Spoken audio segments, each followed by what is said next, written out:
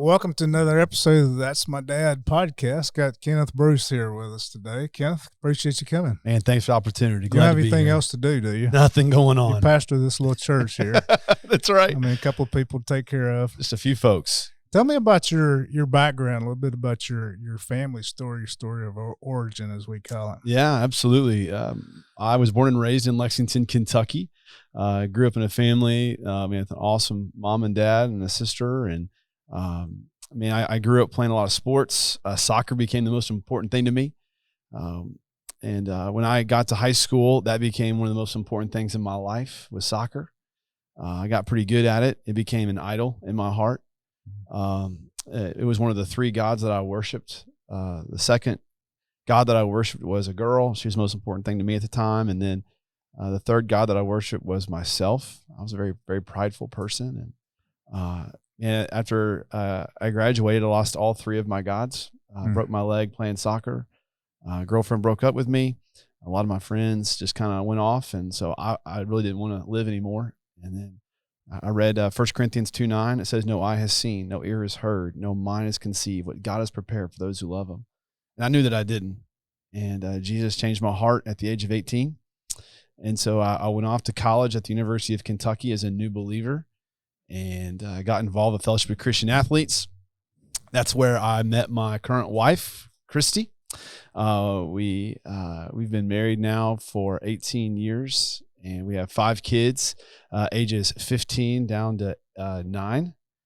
We have 5 kids we have 2 sons who are biological. We have 2 sons that were born in Ethiopia and a little girl that was born in China. Yeah. And so they keep us busy. That's a beautiful family. Thank you. One of the things, Kenneth, that what we try to do here today and with this podcast is we're trying to reach young guys who are going to be fathers one day, or maybe they're already fathers. Yeah. And one of the mistakes I see those guys making a lot is they make a bad choice when it comes to their spouse or the girlfriend in a lot of cases. Tell us the romance. Tell us how that happened. Christy is my best friend in all the land. And so I would rather spend time with her than with anybody. We both were students at the University of Kentucky. She grew up in a Catholic family. On her 19th birthday, she got drunk with a bunch of friends. The party was over. They all left, and she was in her apartment by herself and was miserable. And at that moment, she cried out to Jesus to change her heart. And so on her 19th birthday, she was born again. God changed her. And we met and hung out in college with a big group of friends. But we really didn't have feelings for each other, the first couple of years. When we started serving on staff together at a church, I was a student ministry intern, and she was the student ministry assistant. And we just discipled teenagers. She invested in girls. I invested in guys. People kept trying to set us up. And I was like, nah, I don't think so. And she's like, nah, Kenneth's really messy. He's got a dirty car. And there was one night in which we were hanging out with a bunch of friends, and someone tried setting me up with another girl. And I was like, no, I'm not interested in that girl. I'm interested in Christy. And I thought, why am I interested in Christy? And as this guy's talking, she's sitting there thinking, no, I don't want Kenneth set up with her. Why do I like Kenneth? And if that was the moment where the scales fell off of our eyes for one another, and we fell in love, and it was amazing. And God's been so kind.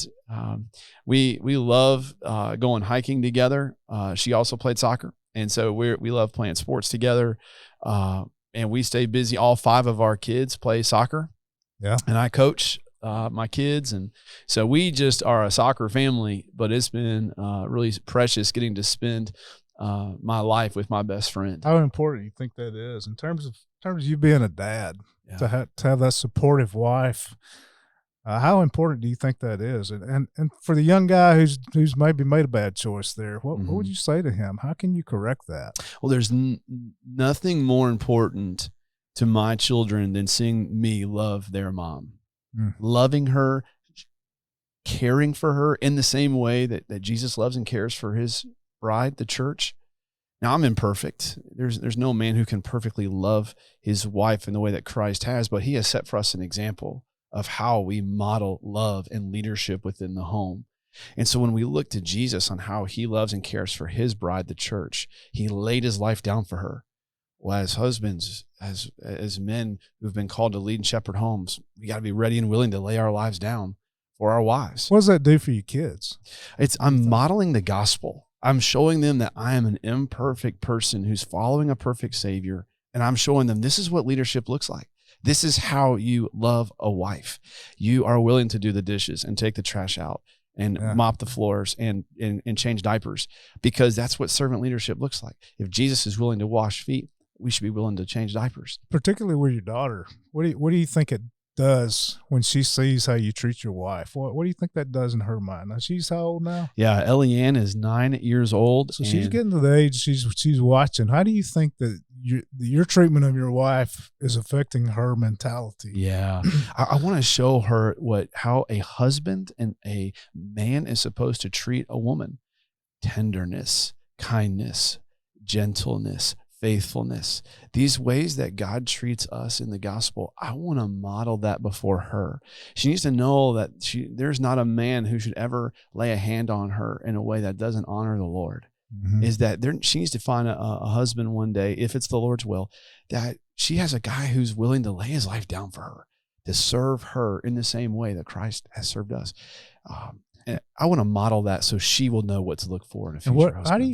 How do you guide your boys? Because they're nowhere close to getting married, we hope. Yeah, right. But they're a long way. But how do you kind of guide them in knowing what kind of woman to look for? Yeah, 100%. So I believe in like show and tell. Like as little kids, we would go to school and we'd have an object that we loved. It was show, and you would tell about it.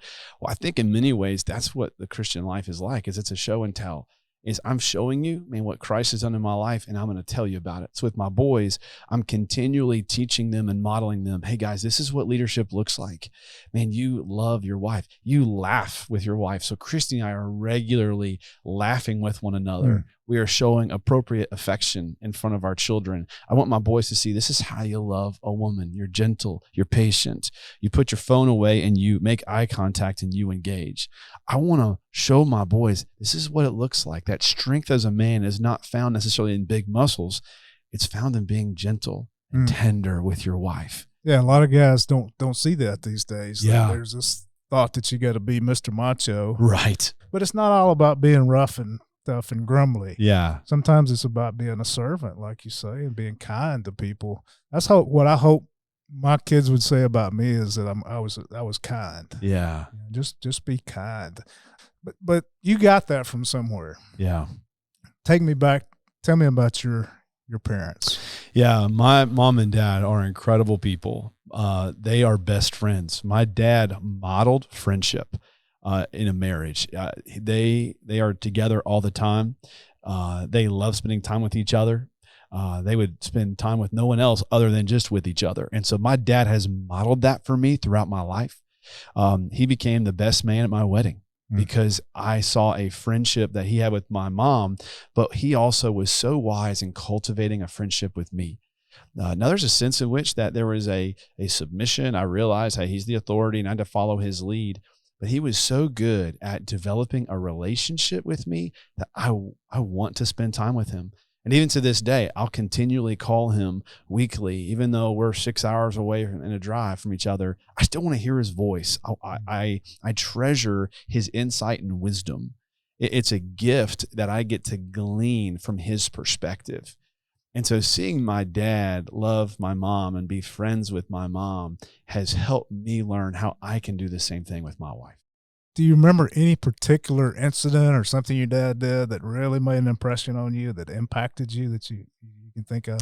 You know, there's this moment playing a lot of soccer. I remember there was a game in which I played in which the referee made a bad call. I was fouled and they didn't say anything. And my dad got really, really angry. And I heard him from the sideline and another parent mocked him. And in that moment, something clicked within me. And I got mad and I thought, okay, game on now. And that became a moment where I played a really good game the rest of the way and scored some goals and was able to bring my team to victory. But hearing my dad vocally defend me and him be passionate about making sure I was safe and cared for was a gift. And I'm a very passionate person. I get that from my dad. But just regularly hearing my dad, making sure in soccer games and also at home, hey, are you good?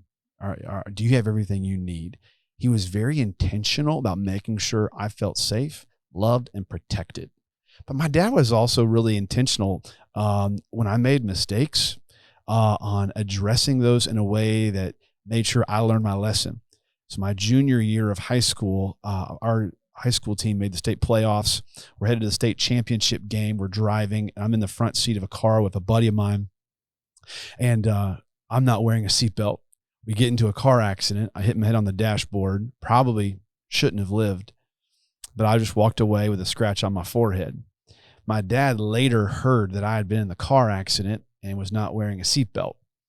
And it bothered him so much that late that night, he made sure that I didn't go to bed. He said, "You're coming with me." And as an administrator at UK Hospital, he had access to the emergency room. And so he took me to the emergency room and we stood around until finally someone came in who had been in a car accident, not wearing a seatbelt. And their bodies was mangled. It was bloody. It was awful. And he put his arm around my shoulder and pointed to that person and said, "That could have been you right there." That's a moment I'm never going to forget. And I'm very intentional about wearing my seatbelt to this day. Yeah. But my dad, I could also see the fear in his eyes that could have been me. And so for my dad to so intentionally take that moment to drive home the importance of being safe, of wearing a seatbelt, but also the importance of life, that was a gift. And that's a moment I'm never going to forget. Did you have siblings? I did. I have an older sister. She's 5 years older than me. And my parents were very intentional about making sure we had family dinners together. And that's something that we continue to do is at our family is every night, if at all possible, we're around that table. And in our house, what we do is we call it peaks and pits. I mean, you share at least one part of your day that was really good and one part of your day that was really bad. And sometimes it's pretty common. Hey, usually I hear my peak was lunch or gym. Okay. My kids love going to recess, or it's math class. That was a pit. That was not fun. And so we're regularly hearing that. But what's been helpful for us is our kids are having an opportunity to kind of unpack their day. They're able to celebrate wins and address issues that may need to be addressed later on as a family. Like, hey, today was tough because of this kid saying something to you. Let's talk through that. And you're not doing well in this class. So let's walk through that. Yeah, let me get this straight now. 5 kids. That's right. This is you're a pastor of I don't even know what size church this is, a couple of thousand people, is, yeah. Something like that. So there are a lot of demands on your time. Yeah. And I hear people all the time say, well, we just don't have time to have dinner together. Yeah. And they're stopping by and picking up a sack lunch and eating in front of the TV at night. Right. You're telling me you're coaching 3 of your 3 soccer teams. A lot of teams. You're pastoring a church. Mm-hmm. You got 5 kids. Yeah. And you're telling me that you have time to sit down and have dinner with your kids on a regular basis? We do. We're very intentional, and we say no to a lot of things. Okay, so at our house, television does not come on during the week. Okay, we want to make sure that that's not a rallying point for us. The kids know this is a priority for us because, good grief, time is going by so fast. I've got a son who's going to be heading out of the house in the next 2 years, and I want to redeem this time. I've only got a limited time with each of my kids. And so I want to make as much of these moments as I can. You're going to be faced with a day, and it'll be a lot sooner than you think. And I call it the "what was I thinking" day. And a lot of parents the couples are going to look at each other across the table, and their kids are going to be going off to college. Yeah. And there's going to be an attic full of trophies and ribbons and awards and they're going to look at each other and say, what were we thinking? Why didn't we sit our kids down at this table and enjoy more family time? So keep doing that. I'm so encouraged. It's good for me to see that a guy as busy as you is still doing that, because so many people want to tell me you can't do it. But tell me, what are some mistakes you think you've made as a dad? Oh my goodness, how much time we got? There are so many. I'll share with you some. I think for me, what I have found having 5 children and some who have some challenges. They bring challenges to our family, coming from hard places, and hard backgrounds. The Lord has been kind, because what I have found is God has used my children to be tools of sanctification, meaning God is using my kids to help me become more like Jesus. And oftentimes when their disobedience reveals areas of my heart that don't look like Christ, because how I respond to their disobedience reveals what's really important to me. So what I have seen in my own heart, oftentimes impatience because of a tantrum over something that is tertiary, it's silly. It's impatience because they're acting out of anger. But what I have also found is that when I sin against my kids, I have found that when I humble myself and I go to them and I say, hey, listen, we need to talk. I was wrong. I'm sorry.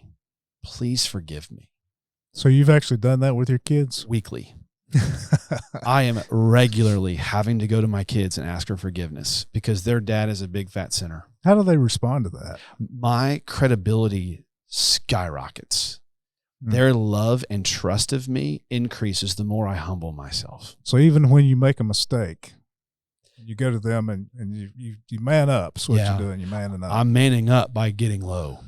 I'm humbling myself. And it's hard. My flesh does not want to do that. But that's probably one of the most redemptive things that I can do because I'm modeling the gospel. I'm saying as followers of Jesus, we have to get low and humble ourselves and ask for forgiveness. That's what we do with God. We have to do that with one another. And it's amazing because I'm getting to show them this is what manhood looks like. It's not someone who's always right. No, I blow it all the time. But this is where God's grace is greater, and I can model humility in the gospel by asking for forgiveness.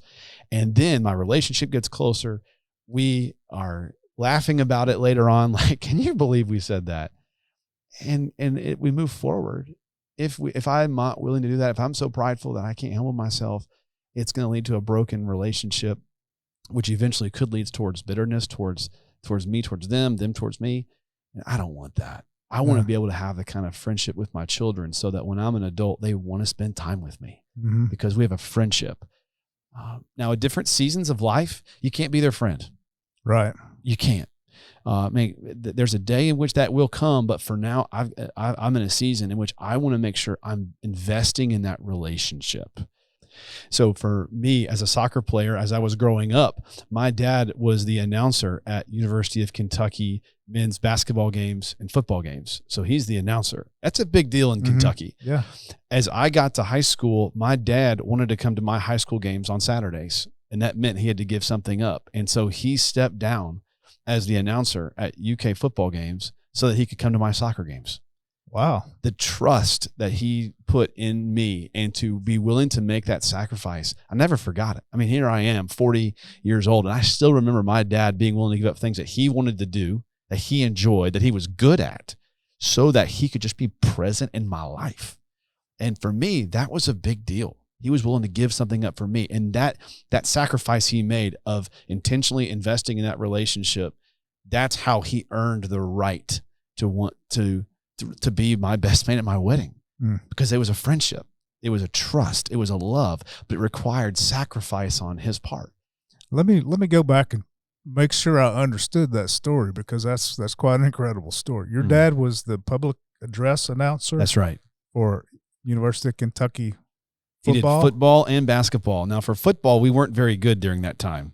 So oftentimes it was more of a celebration of, hey, first down Kentucky. We didn't get many touchdowns back then. And so we would, as fans, celebrate when my dad yelled, first down Kentucky, because that's the only thing we're celebrating. I remember his voice booming throughout Commonwealth Stadium. And that was him. 50,000 fans would just celebrate after my dad would say a phrase. And then he was the basketball guy. And then he was the basketball guy. Kentucky's known for the basketball. That's right. That's the Holy Grail. And so he was there from the last year of Eddie Sutton. He did all of Rick Pitino, all of Tubby Smith. And he was so good at it, had that incredible booming voice that would just echo all throughout the arena. And I remember as a kid sitting by myself at games, because I would see my dad down there on the court, sitting at the desk. And when the game was over, he would oftentimes come to the section where I was sitting, and he would point at me, and he would talk to the security guard and say, "That's my son." Wow. And I would get to walk down the stage. So it was down the arena stairs. And so as the entire crowd is going up the stairs out to their car, I'm walking down. And I get to walk out onto the floor with my dad and get to exit out with him. And I think it's just that's something even to this day as a 40-year-old, I'm just blessed with that memory. And I'm like, man, what a picture of what God does with us is he points us out in the stadium, says, that's my son. He's coming with me. He validated you. You Oh were my important. goodness. I belong to him. So your dad gave that up because he wanted to be at your games. He wanted to be with me. Wow. What a story. And that is something that is so precious to me. Wow. And it's a gift. Wow. I want to give you an opportunity to address your dad. Now, sometimes it's kind of hard to do in person, but we'll make sure he gets to see this. Yeah. All right. So I want to give you an opportunity. What camera are we on? Right over there. Look into that camera and just tell your dad what you think of him. Dad, I'm so grateful for your investment in my life. And any fruit that comes from my life, whether it's through my ministry, through my family, it falls from your tree. It's because you were so intentional about wanting to love me, be there for me, encourage me. You continue to give me wisdom. You challenge me to make sure I'm loving my wife and my family well. You have modeled that beautifully. And I praise God for the honor of being your son. So thank you for all of the sacrifices that you made for me, things that I know about and things I don't know about. But you made sure I was a priority. And because of your investment in me as a man, I am now able to go and do likewise with my family and to teach others to do the same. For husbands to love their wives the way that you've loved mom. For fathers to invest in their kids in the way that you've invested in me. I am so grateful and honored to be your son, and I love you so much, and I'm proud to be your son. That's awesome. Now let's talk about your kids. We're getting kind of ready to wind up here. How'd your family come about? Tell us that story. Oh, tell me how you really feel about your kids. Oh my goodness. I love them with all my heart. Daily, I tell them, I love you so much, and I'm so proud of you. I heard that from my dad daily, and so I'm so intentional about my kids hearing that from my lips. So when I drop them off at school, I pray for them as we drop off. It's a very quick prayer. It's a few sentences. And I tell them, I love you, and I'm proud of you, and I'm so glad you're my son. Or to my daughter, I'm so glad you're my daughter. I want them to hear those words so that when I'm long gone, they're going to hear the pitch and volume of my voice ringing in their head. Just as even now, I can hear my dad's voice speaking blessing over me. I want my kids to hear that. Noah was born. He's now 15. We're teaching him to drive, which is an awesome and terrifying thing right now. He was born in 2007. Christy and I in 2010 started sensing a desire to adopt. We've been to Africa many times, given our lives to the people there. And so we ended up adopting our two boys, Adoniram and Asa, from Ethiopia in 2010. They were 9 months old and 2 years old at the time that we brought them home. And as we were going through the process, we found out we were pregnant. And so my son, Nathan, came a few months after we brought them home from Ethiopia. And so we had 4 children, 3 and under, which if you want to talk about stress on a marriage, that was it. But it was amazing how the church loved us and encouraged us through that season. God was so kind. And it's crazy that, my goodness, that was 12 years ago now. And then in 2016, God started stirring our heart to another adoption. Ethiopia shut down. We started going through India. They closed us down at the last minute. Our adoption agency opened up an opportunity for a domestic adoption down in Bay Minette with a young boy. The mom gave birth. We were on our way to the hospital, and the mom changed her mind, and she decided to keep the baby, which we were fine with that. It's great. So we just got back on the track of trying to adopt. So we went and got our little girl, Eliane, from China in 2016. And so we have 5 children, and they're all a delight. They have different personalities. And so shepherding them requires great wisdom and patience and grace and communication. Christy and I are daily talking with one another, like, okay, here's what this child's dealing with. What do we need to address? How can we help them through this trial? And it seems like every week it's a new trial that we're facing. Right. And so as a dad, I want to make sure that my kids know they're a priority, which means for right now, I say no to the golf course a lot. I say no to doing a lot of things I want to do because I know my window is so small. And this opportunity is brief. And I want to redeem the time as best as I can so that future generations, Psalm 78 talks about future generations that have yet to have been born will put their hope in God. And I want to do that by investing in the kids that God's given to me now. What would you want them to say about you? My dad loved me fiercely. Mm. My dad loved my mom passionately and faithfully. My dad made us a priority. I hope they'll say that my dad loved Jesus. My dad loved the church, but he made sure that we felt important and that we're a priority in his life. You know, I think one of the greatest honors that a dad and a husband can have is to have his wife honor him and respect him and appreciate him, and to have his kids honor him and respect him and appreciate him. And I think one day that day is coming for you, but it's also here already. So our production crew, with the help of your wife, put together a little something we want to share with you and have you comment. The thing I like best about my dad is that he's a great leader, and he's always wanted me to like go the right path, and like leads me in what to do in the hard situations, and he does a great job doing that. Dad, thank you for making my breakfast, playing soccer with me, being my coach, and I love you. So one of the things that I like about Dad is that he is really, really thoughtful, and he's also really wise, I guess. So whenever I have a problem, I know that I can go to him and he's gonna have really, really good advice, and he's really trustworthy, I guess. And yeah, he knows a lot of stuff, and he's really, really smart, and he's also really godly. And I think my favorite story from him is I don't know. I think like just talking about like just his random stories about how can you relate to like our struggles or whatever, and it makes it really approachable and really, really cool, I guess. So yeah. What I like about you, Dad, is that you support me and provide us with things that are good, and you support me when I'm playing soccer, and you're my coach, and you show attention to me, and you help me with things, and you make me us food, and yeah. Elianne, what do you like best about Dad? He's funny, he's smart, and he's good at preaching, and he's good at making dinner for everyone and making breakfast.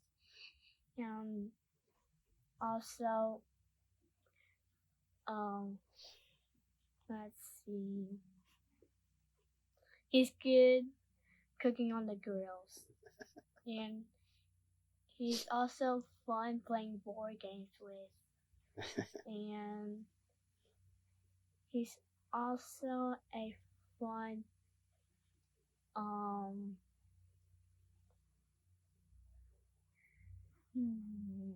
let's see. He's a fun person to play with. And he's also like I think this is not true. I don't know, but he's good at playing with dogs, and yeah. And he's fun playing with us. And good? Yeah. The thing that I like best about Kenneth as a father is the example that he sets. He sets an example for our children in his love of the Lord and service to the Lord. He shows them what it's like to be a passionate follower of Jesus. He's the most godly man that I know, and he sets that faith before our children as an example in which to walk. I think about Paul as he instructs those that he writes to in the New Testament. He says, "Follow me as I follow Christ." And that is what Kenneth does for our children. He shows them what it looks like to spend time in God's word, to spend time in prayer, to love and serve people well. He shows them what it looks like to have a biblical worldview as we face different things that are happening in the world around us. And I really appreciate that. He also sets an example for them in the way that he shows love and serves me. He loves me very well. He lays his life down for me every single day, and he does it in front of our children. He's teaching our boys what it looks like to love a wife and children well. And he's showing our daughter the type of man that she needs to look for in a husband. And lastly, I think his example that he sets for our children is only possible because he's involved in their lives. And that's something that I really appreciate about him. He's super involved in the lives of our children, whether it's playing in the backyard with them, doing their homework with them, taking them to school every day, or coaching their soccer teams. He is intimately acquainted with our children, and I'm just so appreciative of that. Thank you. So don't worry about the tears. Everybody does that. We forgot the tissue again. But how does that make you feel, Kenneth? I'm humbled. I'm overwhelmed with encouragement. The affirmation is so good. Knowing that the people I give my life to the most, that they appreciate me, is a wonderful gift. I challenge our church that you invest your life the most in those who are going to cry the hardest at your funeral.